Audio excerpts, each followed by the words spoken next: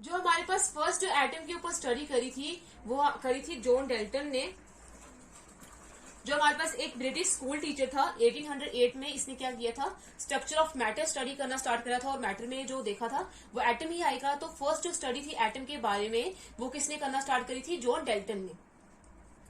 John Dalton ने इसके लिए एक डेल्टन्स एटॉमिक थ्योरी भी दी थी, डेल्टन्स एटॉमिक थ्योरी, जिसमें क्या था, उसने ये बोला कि जितना भी मैटर है हमारे पास वो किससे बना हुआ है, एटम से बना हुआ है। जितना भी मैटर है वो किससे बना हुआ है, एटम से बना हुआ है। फर्दर जो एटम है वो हमारे पास इसके आगे जो है एटम को हम डिवाइड नहीं कर सकते। फर्दर जो एटम है वो क्या है, इनडिविजिबल है। फर्दर हम इसको डिवाइड नहीं कर सकते हैं। ये किसने बोला था, डेल्टन ने। तो डेल्टन ने ये बोला था कि जो मैटर है वो क्या है, एक स्मॉलेस्ट पार्टिकल से बना होता है, एटम से। और एटम जो है हमारे पास वो क्या करता है, इन्वॉल्व होता है किसी भी केमिकल रिएक्शन में। एटम क्या करेगा, इन्वॉल्व होता है किसी भी केमिकल रिएक्शन में। इसका मतलब ये है कि एटम जो है वो हमारे पास क्या है, एक फंडामेंटल पार्टिकल है। एटम क्या है, एक फंडामेंटल पार्टिकल है। और उसने ये भी बोला था फर्दर कि एटम जो है वो क्या होता है, इनडिविजिबल पार्टिकल है, स्मॉलेस्ट पार्टिकल है सबसे। फर्दर इसकी डिवीजन नहीं हो सकती। फंडामेंटल पार्टिकल है जो केमिकल रिएक्शन में पार्टिसिपेट करता है, और क्या है, इनडिविजिबल पार्टिकल है। फर्दर इसके इतना स्मॉलेस्ट पार्टिकल है कि इसके बाद हम इसको फर्दर डिवाइड नहीं कर सकते। ये किसने बोला था, डेल्टन ने बोला था, एटम के रिलेटेड।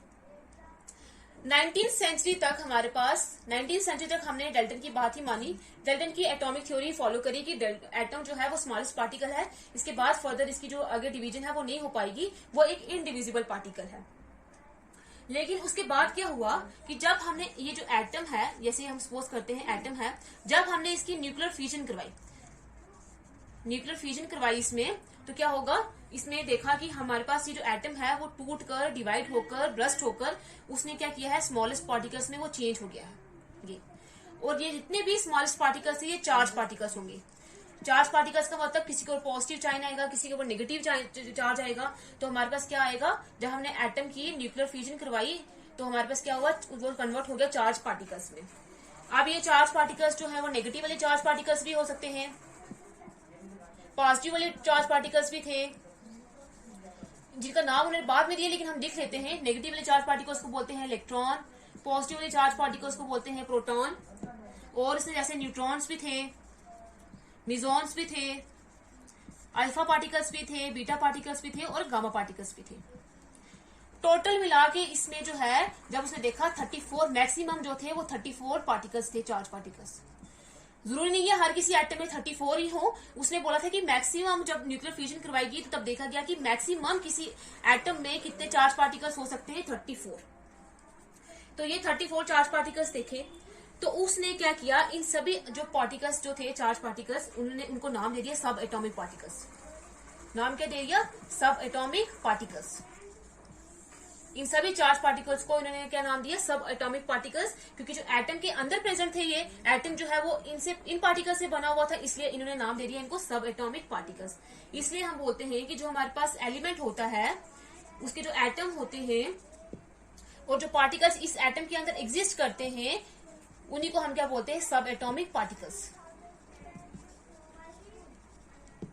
तो अब जो है न्यूक्लियर फ्यूजन की वजह से क्या हुआ, हमें ये पता लगा कि एटम जो है वो स्मॉलेस्ट पार्टिकल नहीं है, फर्दर वो चार्ज पार्टिकल से बना होता है। अब लगे साइंटिस्ट जो है वो क्या करने लगे थे, अब इन पार्टिकल्स को भी डिस्कवरी करने लगे थे, इन पार्टिकल्स को स्टडी करने लगे थे, इनके प्रॉपर्टीज कि ये कैसे बिहेव करते हैं, कैसे एग्जिस्ट करते हैं, इनके कैरेक्टरिस्टिक क्या है।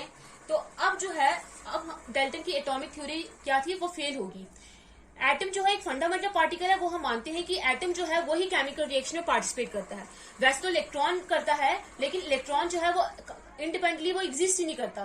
तो वो इंडिपेंडेंटली एग्जिस्ट नहीं करेगा तो वो केमिकल रिएक्शन में अकेले पार्टिसिपेट नहीं करेगा। तो एटम जो है वो केमिकल रिएक्शन में पार्टिसिपेट करेगा। तो एटम जो है वो एक, डेल्टन की बात वो जो है वो सही है कि एटम जो है वो हमारे पास फंडामेंटल पार्टिकल है जो केमिकल रिएक्शन में, किसी भी केमिकल रिएक्शन में पार्टिसिपेट करता है। लेकिन ये जो एटम जो है वो सबसे स्मॉलेस्ट पार्टिकल है मैटर का, और इंडिविजुअल पार्टिकल है मैटर का, ये अब क्या होगी, गलत होगी। ये क्योंकि एटम जो है वो फर्दर डिवाइड हो सकता है, फर्दर स्मॉलेस्ट पार्टिकल्स में डिवाइड हो सकता है, जिसको हमने क्या बोला है, सब एटॉमिक पार्टिकल्स बोला है। तो वो सब एटॉमिक पार्टिकल्स में से हमने बोला है कि मैक्सिमम 34 हो सकते हैं, लेकिन हर किसी में ये नहीं है कि नंबर 34 ही रहेगा, लेकिन मैक्सिमम जो है वो 34 हो सकते हैं। तो इसमें नेगेटिवली चार्ज हो सकते हैं, पॉजिटिवली चार्ज पार्टिकल्स हो सकते हैं। मैक्सिमम जो है हम जो है इन तीनों को ही स्टडी करते हैं। ये तीनों जो है मैक्सिमम अबंडन में पाए जाते हैं। नेगेटिवली चार्ज पार्टिकल्स जिनको हम इलेक्ट्रॉन्स बोलते हैं, पॉजिटिवली चार्ज पार्टिकल्स प्रोटॉन्स और न्यूट्रॉन्स को। तो ये तीनों जो है हमारे पास खास हैं, खास सब एटॉमिक पार्टिकल्स हैं एटम के अंदर जो पाए जाते हैं, और एक एक करके हम इनको फर्दर आगे स्टडी करेंगे। यही था हमारे पास एटम।